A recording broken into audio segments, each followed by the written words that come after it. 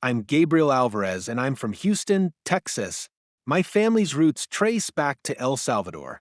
Growing up in a tight-knit, Catholic household, tradition and faith were the bedrock of our family's values.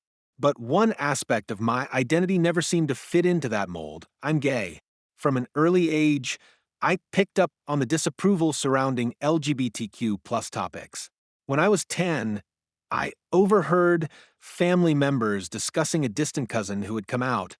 Their hushed tones and sharp remarks about God's punishment made it clear being gay was seen as a shameful failure. It planted a deep fear in me, a fear that if I ever came out, I'd lose my family's love, especially my mother's. She was my rock, my protector, and the one person I couldn't bear to lose. Fast forward to the summer of 2013. I was a sophomore in college and starting to explore my identity in ways I never had before. One evening, I stumbled across a guy's profile on Tumblr. His name was Adrian, and he had this warmth in the way he wrote about life and his experiences. We began messaging each other. Our conversations stretched late into the night, touching on everything from our favorite books to our childhood dreams. Eventually, Adrian asked for my phone number, and we transitioned to texting and FaceTiming. Adrian was from Dallas originally, but was stationed in San Diego with the military. Over the next few months, our connection deepened. Adrian's humor, kindness, and sincerity made me feel seen in a way I never had before. Then, in December, Adrian told me he was visiting his family in Dallas for the holidays. We decided it was the perfect opportunity to meet in person. I was nervous but excited as I drove to the airport to pick him up. It took us a while to find each other amidst the chaos of luggage claim, but when we finally did, the hug we shared felt like a reunion rather than a first meeting. That evening, we grabbed dinner at a cozy diner, laughing and talking as if we'd known each other forever. Later, as we sat outside a friend's house under the starlit sky, Adrian leaned in and kissed me. For the first time in my life, I felt those cliché butterflies people always talk about. It was magical. Adrian stayed in Texas for 2 weeks, and we spent almost every day together. We'd drive around the city, share meals, and just be unapologetically ourselves. On the eve of his departure, Adrian opened up about how special our time together had been.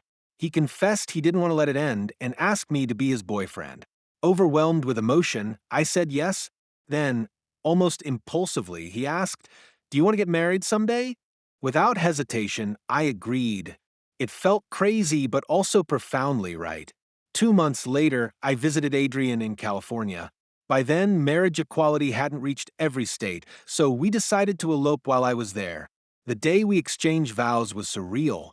Standing in a small courthouse, holding Adrian's hands, I felt an overwhelming sense of love and commitment. Yet, in the back of my mind, I couldn't shake the fear of how my family would react when they found out. When I returned to Texas, I knew it was time to come out.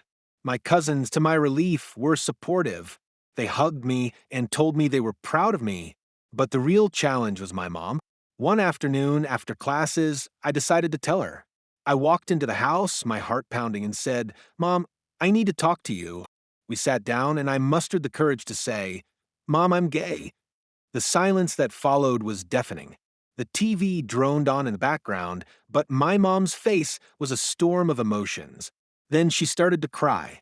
"How could you do this to me?" she asked, her voice filled with hurt. "What will people think? What will the family say? This goes against everything we believe." Her words cut deep, and I realized this wasn't a conversation that would resolve overnight. For weeks, our interactions were strained and distant. After graduating, I decided to move to California to be with Adrian. The physical distance between my mom and me mirrored the emotional chasm that had grown since I came out. For months, our communication dwindled to nothing. One day, missing her terribly, I called her and asked, "Is this how it's always going to be? Just because I'm gay?" She broke down, admitting, "I don't want it to be like this, but it's hard." That conversation marked the beginning of a slow, painful journey toward healing. I told her, "There's no guidebook for this. We just have to talk, to try." Over the years, my mom gradually came around. She apologized for her initial reaction, admitting she was scared and confused. our relationship grew stronger, and she began to accept Adrian not just as my husband, but as part of our family. Today, my mom and Adrian's mom share holiday meals and family gatherings, their laughter filling the room. It's a testament to how love and understanding can transform even the most fractured relationships. This journey taught me resilience and the power of hope.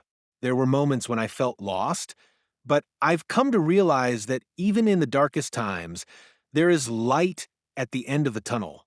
It's not always easy to reach, but it's there waiting for us to find it.